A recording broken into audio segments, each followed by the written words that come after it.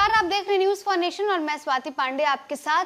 क्या एक बार फिर से नीतीश कुमार से भिड़ने जा रहे हैं चिराग पासवान? क्योंकि चिराग पासवान लगातार नीतीश कुमार के विरोध में ही खड़े नजर आते हैं, लगातार नीतीश कुमार के तमाम फैसलों के अगेंस्ट ही बोलते नजर आते हैं। लेकिन अब जब नीतीश कुमार खुद एनडीए में शामिल हो चुके हैं, जिसमें खुद चिराग पासवान भी हैं, लेकिन इन दोनों के बीच सहमति बनती नजर नहीं आ रही है। इसके पहले भी चिराग पासवान ने जीतन राम मांझी के मुद्दे पर नीतीश कुमार पर हमला बोला, और इसके पहले भी जब नीतीश कुमार महागठबंधन के साथ थे तब भी चिराग पासवान लगातार नीतीश कुमार के खिलाफ ही बोलते नजर आते थे। लेकिन अब जब बिहार में एनडीए की सरकार बन चुकी है, मंत्रिमंडल का भी गठन हो चुका है, लेकिन पेच अगर कहीं फंस रहा है तो वो है लोकसभा सीटों का बंटवारा।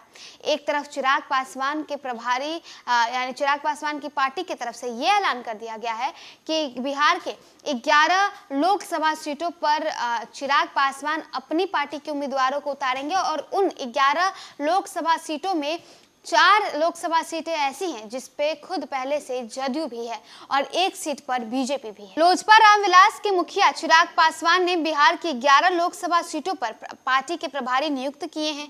इनमें से 5 जदयू और बीजेपी की सिटिंग सीटें हैं। इससे बिहार का सियासी पारा गर्मा गया है। चर्चा हो रही है कि क्या चिराग पासवान फिर से मुख्यमंत्री नीतीश कुमार से भिड़ने वाले हैं। इसके अलावा उन्होंने हाजीपुर लोकसभा में भी प्रभारी नियुक्त किए हैं, जिससे अभी उनके चाचा पशुपति पारस सांसद हैं। हाजीपुर से 2024 में चुनाव लड़ने के लिए चाचा और भतीजे में भी घमासान छिड़ा हुआ है। लोकसभा चुनाव की तैयारी में जुटी लोजपा रामविलास ने 11 सीटों पर पार्टी के प्रभारी नियुक्त किए हैं। लोजपा रामविलास के राष्ट्रीय अध्यक्ष चिराग पासवान के निर्देश पर प्रदेश अध्यक्ष राजू तिवारी ने सोमवार को प्रभारियों की सूची भी जारी की है।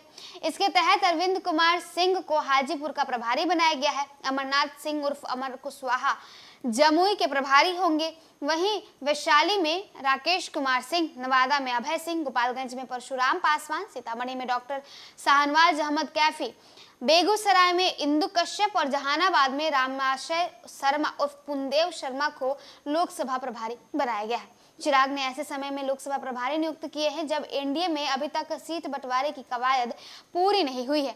इसमें अब नीतीश कुमार की जदयू भी शामिल हो गई है। हालांकि लोजपा रामविलास ने स्पष्ट रूप से संकेत दिया है कि वह नीतीश कुमार की जदयू के एनडीए में आने के बाद सीटों को लेकर किसी भी तरह की कोई भी समझौता नहीं करने वाली है। लोजपा रामविलास ने जिन 11 लोकसभा सीटों पर प्रभारी नियुक्त किए हैं, उनमें से 6 सीटों पर 2019 में एलजेपी ने जीत दर्ज की थी।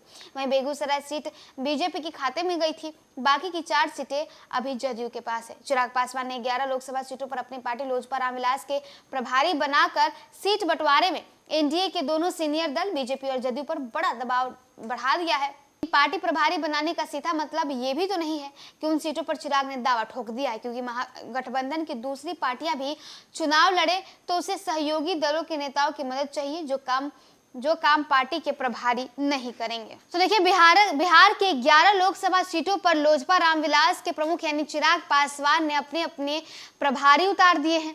इससे ये कहा जा रहा है कि क्या इन 11 सीटों पर, जिसमें 4 सीटें जदयू के पास है और 1 सीट जो है वो बीजेपी के पास है, इन तमाम सीटों पर क्या चिराग पासवान सीधे तौर पर नीतीश कुमार के खिलाफ अपने उम्मीदवारों को उतारेंगे? क्योंकि अभी भी लोकसभा चुनाव के पहले सीटों का बंटवारा नहीं हुआ है, और सबसे बड़ा पेच अगर कहीं फंस रहा है तो वो है लोकसभा सीटों का बंटवारा।